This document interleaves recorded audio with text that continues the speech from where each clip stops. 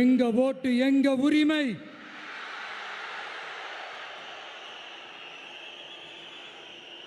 எங்களை யாரும் விலைக்கு வாங்க முடியாது.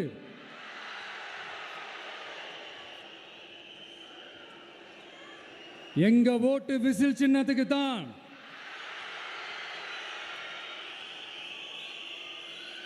யாரையும் நம்பி ஏமாற மாட்டோம். எங்க வார்த்தையிலிருந்து மாற மாட்டோம். இது நிஜம். தேங்க்யூ.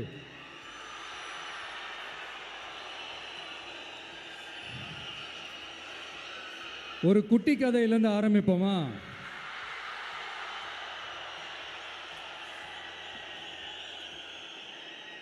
ஒரு பெரிய ஊர், ஒரு 4 ரோடு ஜாயிண்ட் ஆகிற மாதிரி ஒரு ஜங்ஷன்,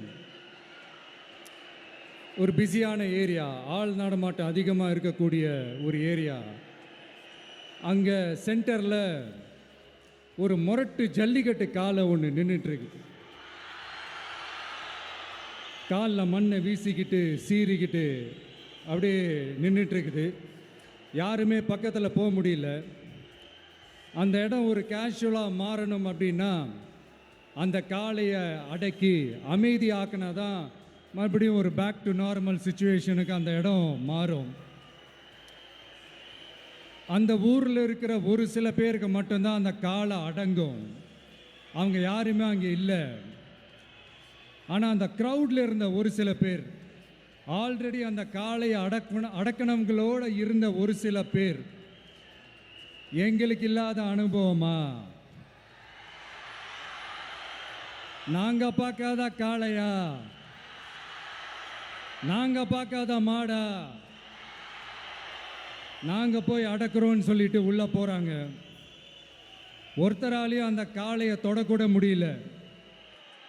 எல்லாரையும் அடிச்சு வீசி தூக்கி போட்டுருச்சு. இப்போ என்னடா பண்றது அப்படின்னு பார்க்கும்போது அந்த கூட்டத்தை விலக்கிட்டு ஒரு சின்ன பையன் ஒரு என்ட்ரி ஒன்று கொடுக்குறான். உங்களுக்கு தான் தெரியும்ல, டேய் எங்களாலே முடியல, நீ எல்லாம் என்னத்தை போய் கிழிக்க போற? எங்களுக்கு அவ்வளோ அனுபவம் இருக்குது, நாங்களே அடிபட்டு ஓரமாக படுத்து கிடக்கிறோம். இவன் விளையாட்டுத்தனமாக ஏதோ பண்ணிட்டு கிடக்கிறான், பாவம் அந்த காளைகிட்ட போய் அடிபட்டு சாவ போகிறான். பச்சா பையன், அந்த பையன், இந்த பையன், அண்டர் எஸ்டிமேட் பண்ணுறது, ஏளனமாக பேசுறது, இப்படி ஒரு பக்கம். இன்னொரு பக்கம் பரிதாபப்பட்டு, ஐயோ பாவமே, இப்படி தனியாக போய் மாட்டிக்கிட்டானே அந்த காளைகிட்ட, என்ன பண்ண போகிறானோ அப்படின்ட்டு ஒரு பக்கம் பரிதாபப்பட்டு பேசுகிறாங்க. அந்த சின்ன பையன் எதுவுமே காதலையே போட்டுக்காம 2 பாக்கெட்லையும் கையை விட்டுக்கிட்டு ஸ்டைலா கெத்தா தில்லா அப்படியே உள்ள போகிறான். ஒரு ஸ்டெப் எடுத்து வைக்கிறான், அந்த காலை அப்படியே சீறிக்கிட்டே நின்றுட்டு இருக்குது. இன்னொரு ஸ்டெப் எடுத்து வைக்கிறான், காலை அப்படியே சீறிக்கிட்டே முன்னாடி வருது. மக்கள் எல்லாரும் பதட்டத்தோடு அப்படியே பார்த்துட்டு இருக்கிறாங்க. இன்னொரு ஸ்டெப் எடுத்து வைக்கிறான், காலை அப்படியே முட்டை வரும்போது பாக்கெட்டுக்குள்ள மறைச்சி வச்சிருந்த 2 புல்லுக்கட்டு அதை அந்த காளை கிட்ட காட்டுறான். காளை அப்படியே சடனாக வந்து நின்று அது மூடெல்லாம் மாறி அந்த புல்லுக்கட்டை சாப்பிட ஆரம்பிச்சிருச்சு. அந்த சின்ன பையனும் அந்த காளையை அப்படியே தடவிக்கிட்டு வரான். காளையும் பக்கத்தில் ஒரு குழந்தை மாதிரி நடந்து வந்துக்கிட்டு வருது. பக்கத்தில் இருந்த ஒரு வயல்வெளியில் அந்த காளையை மேய விட்டுட்டு வரான். மக்கள் எல்லாரும் அந்த பையனை ஆச்சரியமாக பார்க்குறாங்க.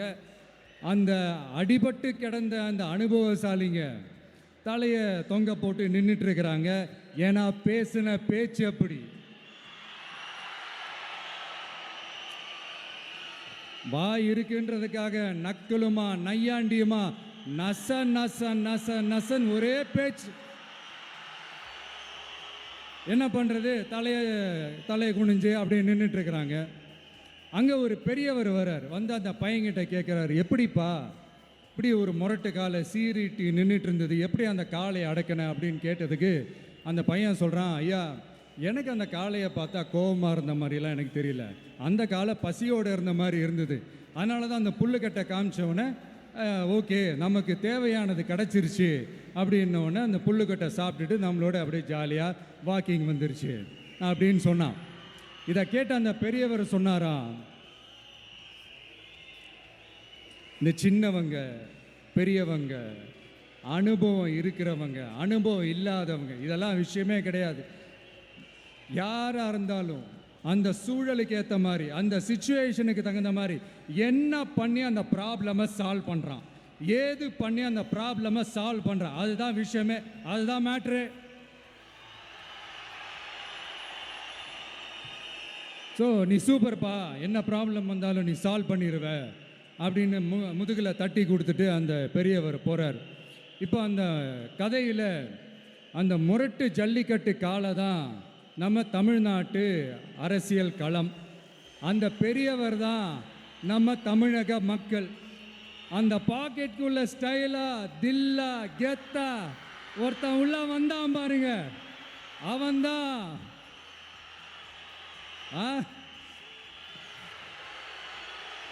நான் இல்லைங்க, நான் இல்லை, நான் நீங்கள் நாம எல்லாருமா சேர்ந்து மாபெரும் மக்கள் சக்தியாக இருக்கக்கூடிய நம்ம டிவிகே, அதுதான் அந்த சின்ன பையன்.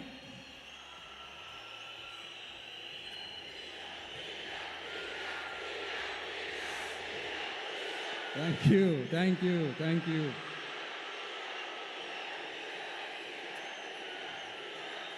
மக்களை நேசிக்கிற ஒரு நல்ல தலைமை இல்லாததுனால இத்தனை வருஷமா வேற வழி இல்லாமல் ஸ்டாலின் சார் கொடுத்த அந்த பொய்யான வாக்குறுதிகள் எல்லாத்தையும் நம்பி ஏமாந்த நம்ம மக்களுக்கு சரியான நேரத்தில் ஒரு வெகுஜன மக்கள் இயக்கமாக வந்தது தான் நம்ம டிவிக்கு. அந்த முரட்டு ஜல்லிக்கட்டு கால கதை ஏன் சொன்னோம், எதுக்கு சொன்னோம், யார் யாருக்கெல்லாம் சொன்னோங்கிறது புரிய வேண்டியவங்களுக்கு புரியும்னு நினைக்கிறேன்.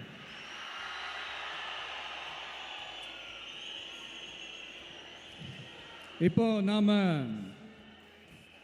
ஒவ்வொரு வீட்டில் உயிரா உணர்வா இருக்கிறோம். ஆனால் நான் உங்கள் எல்லாரையும் நேரில் சந்திக்கணும், நீங்கள் இருக்கிற ஊருக்கே உங்களை சந்திக்கணும் அப்படின்றது தான் எனக்கு மனசில் இருக்கிற ஒரு பெரிய ஆசை. ஆனால் அந்த சிச்சுவேஷன் ஒரு எதிர்கட்சியாக இருந்து கேள்வி கேட்டுட்டு இருக்கிற இந்த நேரத்தில் நமக்கு எதிராக என்ன சூழ்ச்சிகள்லாம் நடக்குதுன்றது உங்கள் எல்லாருக்குமே நல்லா தெரியும். அதனால் இப்போ உங்களுக்கு ஒரு வாக்குறுதியை கொடுக்குறேன், நம்மளுடைய ஆட்சி அமைஞ்சதும் ஒவ்வொரு கிராமத்துக்கும் நான் நேரடியாக வந்து என்னுடைய சொந்தங்களாகிய உங்க எல்லாரையும் நான் சந்திக்கிறேன்.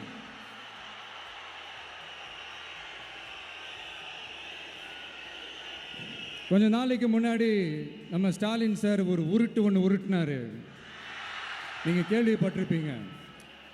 இப்போ வரப்போகிற எலெக்ஷன் எதுக்கான எலெக்ஷன்? நம்ம சட்டமன்ற தமிழ்நாடு சட்டசபைக்கான ஒரு தேர்தல் இல்லையா? இதே தமிழ்நாட்டுக்கும் டெல்லிக்குமான ஒரு எலெக்ஷன் அப்படின்னு சொல்கிறாங்க. இன்னும் கொஞ்சம் மேலே போய் தமிழ்நாட்டுக்கும் என்டிஏவுக்குமான ஒரு எலெக்ஷன் அப்படின்னு சொல்கிறாங்க. என்ன சார், டெல்லியில் ஏதாவது நிற்க போகிறீங்களா? அப்புறம் ஏன் தமிழ்நாட்டுக்கும் டெல்லிக்குமான ஒரு எலெக்ஷன் சொல்கிறீங்க? அப்புறம் இது ஏதாவது பார்லிமெண்ட் எலெக்ஷனா, பிரதமர் பதவிக்கு ஏதாவது போட்டி போடுறீங்களா? அப்புறம் ஏன் அதை தமிழ்நாட்டுக்கும் என்டிஏவுக்குமான ஒரு எலெக்ஷன் சொல்கிறீங்க? எங்களுக்கு புரியலையே சார், இது என்ன லாஜிக்னு எங்களுக்கு புரியலையே. எந்த எலெக்ஷனை எப்படி டீல் பண்ணணும், எப்படி ஹேண்டில் பண்ணணுன்றது நம்ம தமிழ்நாட்டு மக்களுக்கு தெளிவாக தெரியும். நம்ம தமிழ்நாட்டு மக்கள் மாதிரி ஒரு தெளிவான மக்களை நீங்கள் பார்க்கவே முடியாது. சூப்பர் கிளாரிட்டியோட சூப்பர் மக்கள் சார் நம்ம மக்கள். இந்த போருக்கு போகிறதுக்கு முன்னாடி தான் இந்த படை பரிவாரங்களோட போவாங்கன்னு கேள்விப்பட்டிருக்கிறேன். ஆனால் நீங்கள் என்னடானா இந்த ஒன்றுத்துக்கும் உதவாத இந்த பால் டப்பாவை உருட்டிக்கிட்டு இருக்கீங்களே சார். உண்மையிலே இந்த எலெக்ஷன் எதுக்கான எலெக்ஷன் சொல்லட்டுமா? தமிழ்நாட்டு மக்களுக்கும் ஊழலுக்கும் நடக்கிற போர், தமிழ்நாட்டு மக்களுக்கும் லஞ்சத்துக்கும் நடக்கிற போர், தமிழ்நாட்டு மக்களுக்கும் இந்த நிர்வாகத்தை சரியா செய்யாத இந்த திமுக அரசுக்கும் நடக்கிற போர், அதாவது தமிழ்நாட்டு மக்களுக்கும் உங்க ஆட்சிக்கும் நடக்கிற போர், தமிழ்நாட்டு மக்களுக்கும் ஸ்டாலின் சாருக்கும் நடக்கிற போர். இன்னும் சுருக்கமா சொல்லணும்னா, விஜய்க்கும் ஸ்டாலின் சாருக்கும் நடக்கிற போர்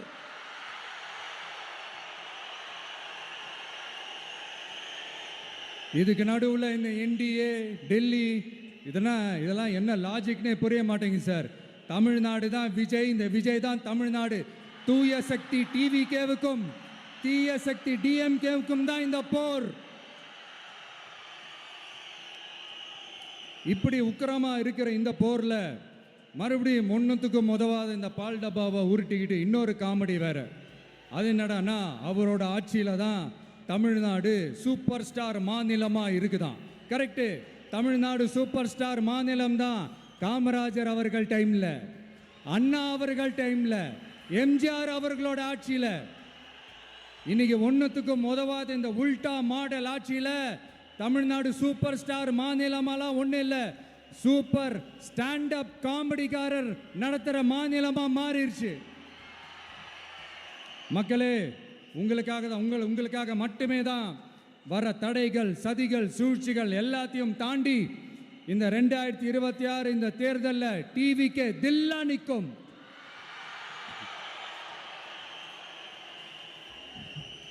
இதுவரைக்கும் நடந்த எலெக்ஷன் வேற, இப்போ நடக்க போற எலெக்ஷன் வேற. ஒவ்வொரு 5 இயர்ஸுக்கும் நடக்கிற எலெக்ஷன் மாதிரி இதை நினைச்சிடாதீங்க. 50 வருஷத்துக்கு ஒரு வாட்டி நடக்க போற ஒரு எலெக்ஷன் மாதிரி இது.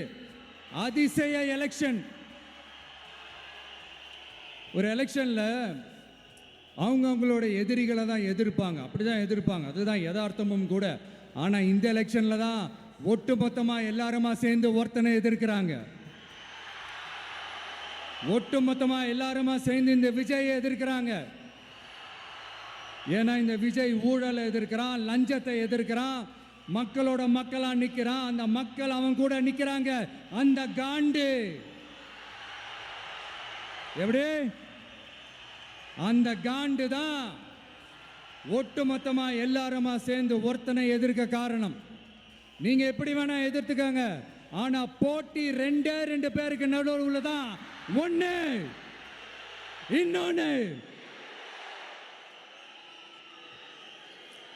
இந்த எலெக்ஷன் டேல மேக்சிமம் என்ன பண்ணுவீங்க?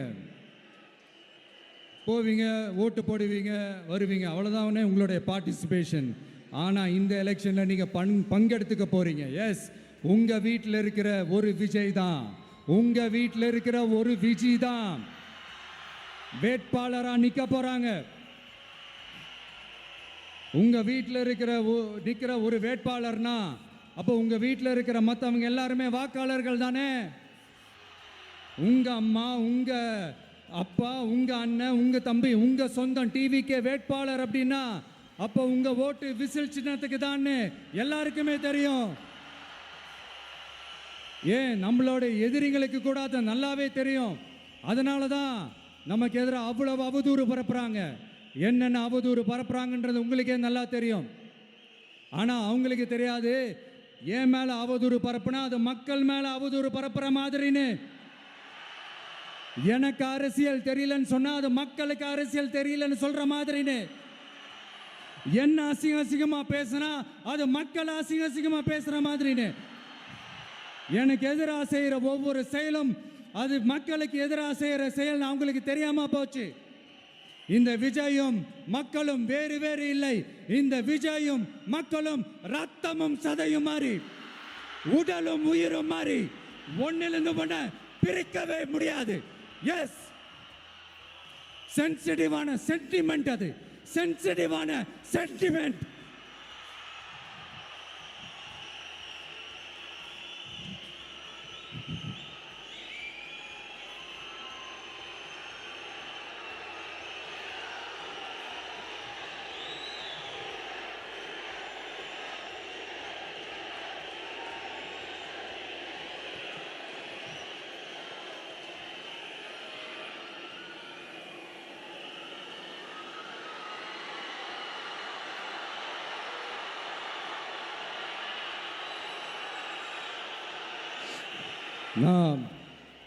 சாரி, இதை யாரும் அசைக்க முடியாது. மக்களை நேசிக்கிற விஜய் வேணுமா, மக்கள் விரோத ஆட்சி நடத்துற ஸ்டாலின் சார் வேணுமா? இந்த விஜய் நம்புறீங்களா, ஸ்டாலின் சார் நம்புறீங்களா? Proof. This is the proof.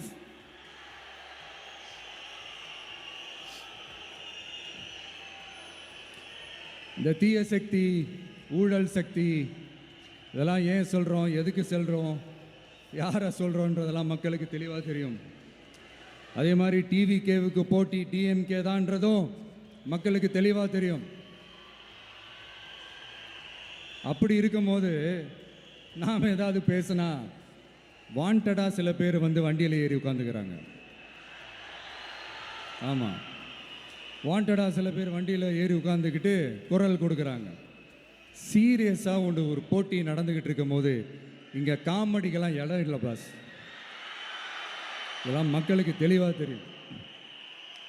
இந்த நேரத்தில் ஒரு சீரியஸ் கேள்வியை இன்னைக்கு இருக்கிற மிகப்பெரிய அரசியல்வாதிங்க கிட்ட கேட்கணும்னு நான் நினைக்கிறேன். நீங்கள் அரசியலுக்கு வர்றதுக்கு முன்னாடி உங்ககிட்ட இருந்த சொத்து எவ்வளோ?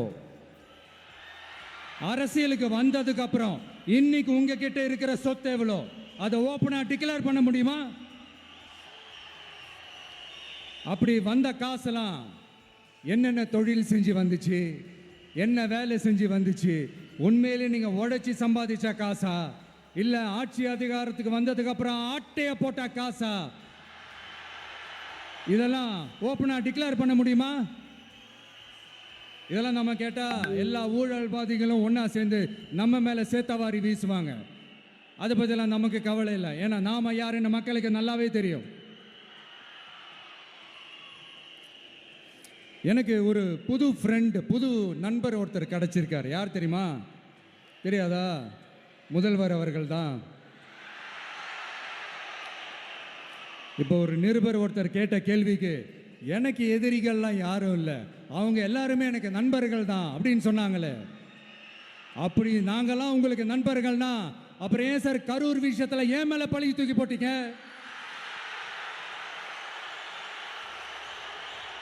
உங்களுக்கு மனசாட்சின்னு ஒன்று இருந்தா அப்படி பேசியிருப்பீங்களா?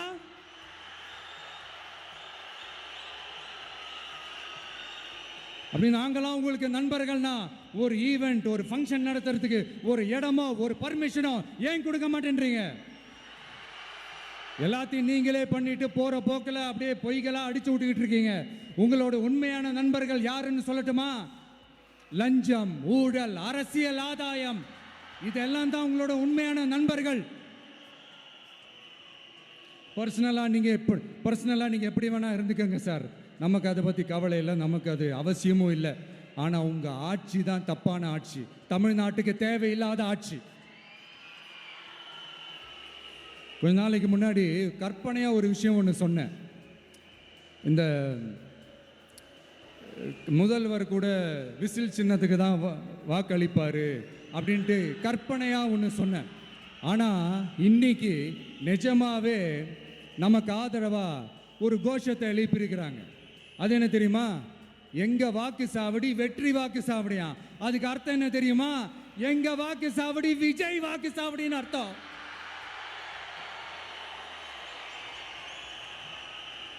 அது சரி, மக்களோட இந்த ஆதரவை பார்த்துட்டு அவர் அறியாமலே எப்படி பேசிட்டாரு என்னமோ தெரியல.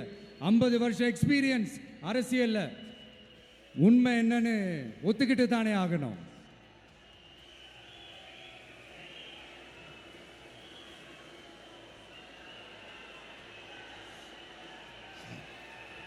ஜனநாயகம்ங்கிறது பெரும்பான்மை ஆட்சி அதிகாரம் சார்ந்தது மட்டும் இல்லை, சிறுபான்மை மக்களின் உரிமைகள் உணர்வுகளும் புனிதம்னு நினைச்சு அதையெல்லாம் காப்பதற்கு பெயர் தான் ஜனநாயகம்னு 1963 அறிஞர் அண்ணா பார்லிமெண்ட்ல பேசினதை நாம் இங்கே சொல்றது ரொம்ப பொருத்தமாக இருக்கும். அறிஞர் அண்ணா சொன்னது தான் டிவிகேவோட நிலைப்பாடும். இந்த ஸ்டாண்டில் நாம் 100% உறுதியாக இருப்போம். யாருக்காகவும் எதுக்காகவும் இதில் சமரசமே கிடையாது. மதச்சார்பற்ற சமூக நீதி தன்மை தான் நம்ம அடிப்படை கொள்கைகள் ஒன்று, அதில் எந்த மாற்றமும் எப்பவும் கிடையாது. ஆனால் இதெல்லாம் மறந்துட்டு எப்படியாவது எதையாவது செஞ்சு ஓட்டு வாங்குறதுக்காகவே இங்கே சில பேர் இருக்கிறாங்க. அவங்கள மாதிரி நமக்கு அப்படி சில பிரச்சனைகள்ல எரியற நெருப்புல எண்ணெயை ஊத்துற எண்ணமே இல்லை.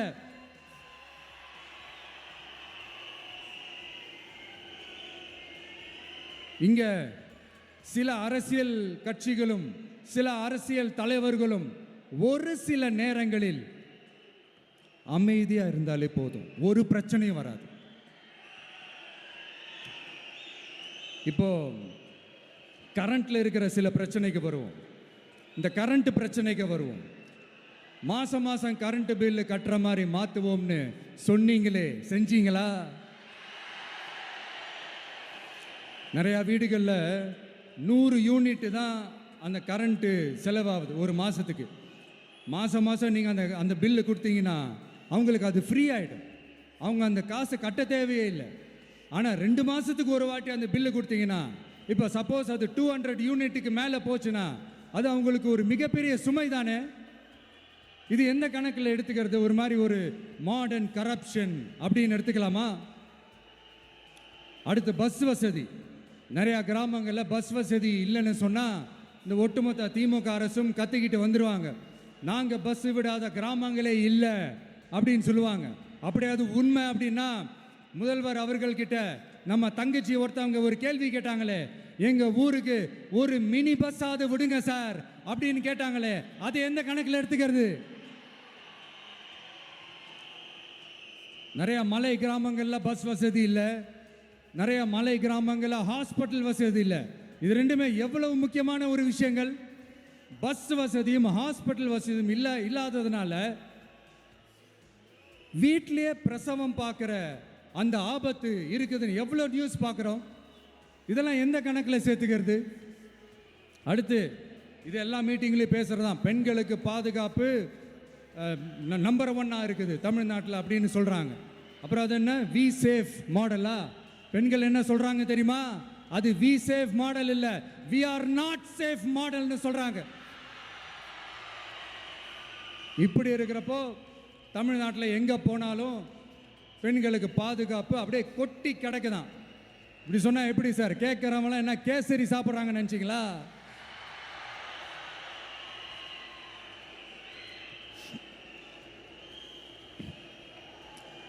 அடுத்து இந்த சட்டம் ஒழுங்கு, அது காணாமல் போய் ரொம்ப நாள் ஆச்சு. இவன் வேற, இந்த விஜய் வேற, எங்கே போனாலும் இந்த மக்கள்கிட்ட இந்த சட்டம் ஒழுங்கை பற்றி பேசி ஞாபகப்படுத்திக்கிட்டே இருக்கான்னு முதல்வர் அவர்கள் அவங்க கூட இருக்கிறவங்க கிட்டலாம் சங்கடப்பட்டாராம். நாம் என்ன பண்ணுறது? நாம் தான் தமிழ்நாட்டோட விசில் ப்ளோயர் ஆச்சே. நாம் எப்படி சைலண்டாக இருக்க முடியும்? நாமளும் கேள்வியாக கேட்குறோம், ஆனால் பதிலெலாம் வந்த மாதிரியே தெரியல. இருந்தால் தானே வர்றதுக்கு, வச்சுக்கிட்டா வஞ்சனை பண்ணுறாரு. 5 வருஷமாக பதிலே சொல்லாமல் அப்படியே கடந்து வந்துட்டார். ஆனால் இனிமேல் அப்படிலாம் இருக்க முடியாது, பதில் சொல்லி ஆகணும். மக்களே, இந்த தீய சக்தி, இந்த அட்ராசிட்டியை ஒரு எண்டு கார்டு போடணும் அப்படின்னா அவங்கள சுவிட்ச் ஆஃப் பண்ணுறது தான் ஒரே சொல்யூஷன். அதுக்கான ரிமோட்டு தான் வரப்போகிற எலெக்ஷன். அந்த ரிமோட்டில் நீங்கள் அழுத்த வேண்டியது ஒரே ஒரு ஆப்ஷன், அதுதான் நம்ம விசில் சின்னத்தோட பட்டன். இதை 4 விஷயத்தை நீங்கள் செஞ்சாலே போதும்.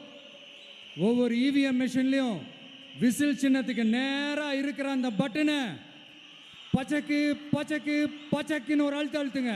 எப்படி? அவ்வளோதான். நாம் காஞ்சிபுரத்தில் பேசும்போது நம்மளுடைய விஷன் என்னன்னு சொன்னோம். இப்போ அதனுடைய கண்டினியூஷனாக சில விஷயங்கள் இங்கே நான் சொல்லணும்னு ஆசைப்படுறேன். இப்போவும் சொல்கிறேன், உறுதியாக சொல்கிறேன், சத்தியமாக சொல்கிறேன். பெண்கள், பெண் குழந்தைகள், ஆண் குழந்தைகள் பாதுகாப்பு நம்ம ஆட்சியில் நம்பர் 1 இருக்கும். சட்டம் ஒழுங்கு ரொம்ப ரொம்ப ஸ்ட்ரிக்டாக இருக்கும். அரசு பள்ளிக்கூடங்களும் கல்லூரிகளும் முதல் தரமாக இருக்கும். போட்டி தேர்வுகளுக்குன்னு லட்சங்களை கொட்டி தனி கோச்சிங் சென்டர் போய் படிக்க அவசியமே இருக்காது. ஏன்னா கவர்மெண்ட் ஸ்கூல், காலேஜ் சிலபஸே போட்டி தேர்வுகளை ஈஸியாக சந்திக்கிற வகையில் அந்த ஸ்டாண்டர்டுக்கு ஏற்ற மாதிரி அமைக்கப்படும். உயர்நிலை பள்ளி பாடத்திட்டங்களிலேயே அடிப்படை அரசியல் சாசன சட்டம் சேர்க்கப்படும்.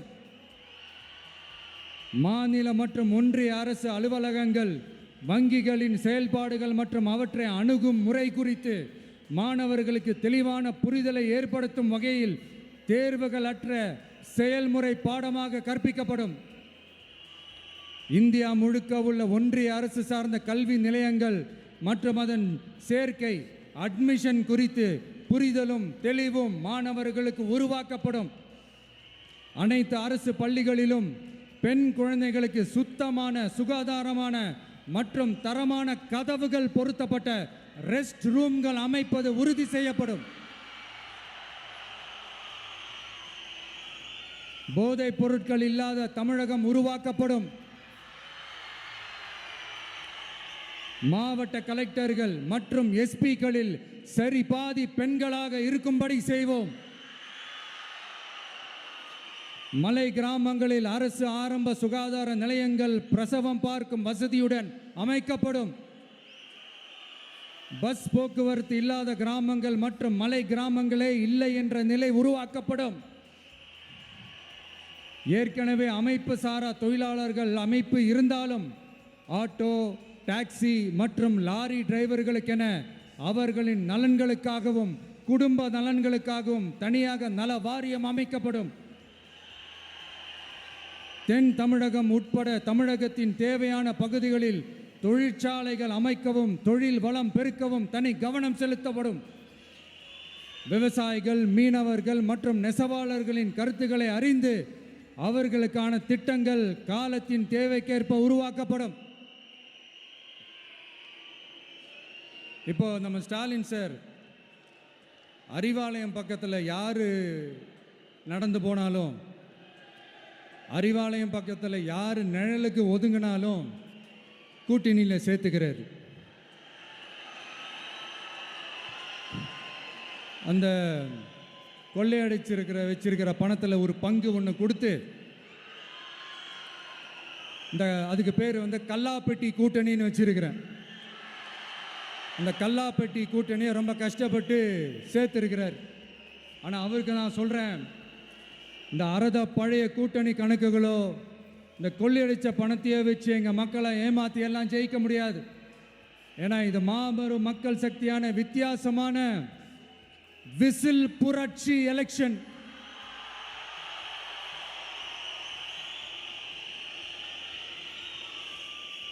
உங்களோட நான் இருக்கேன், நம்மளோட நம்ம மக்கள் இருக்கிறாங்க. இதுக்கு மேல என்ன வேணும்? கான்ஃபிடென்ட்டா இருங்க, நல்லதே நடக்கும், வெற்றி நிச்சயம். மீண்டும் சந்திக்கும் வரை நன்றி, வணக்கம்.